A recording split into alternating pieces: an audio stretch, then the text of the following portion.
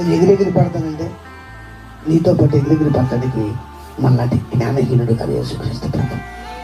నేను మాట వినకుండా ఎదురాడే స్వభావంతో కుంభపోతులు కుతంత్రాలు లోపల పెట్టుకొని పైకి పొత్తి కలిగిన వాడిగా నడుపుతానంటే పొరపాటును కొన్ని స్వార్థాలు, సహోదరుని ప్రేమించిన స్వార్థం, సహోదరుని ప్రేమించిన స్వార్థం, ఇదంతా కూడా నాశనానికే దారి చేస్తుంది.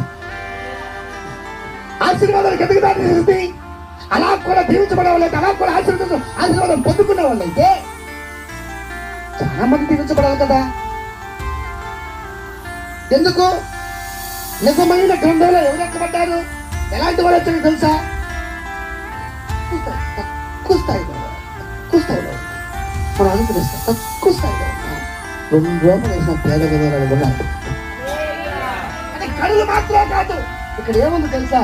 దేవుని చిత్తము చేయుటకు నిలబడిన ప్రతి ఒక్కరు జీవ గ్రంథములో రాయబడతారు. నువ్వు మాట వినే స్వభావం లేదు, లోపడే స్వభావం లేదు. ఎందుకు?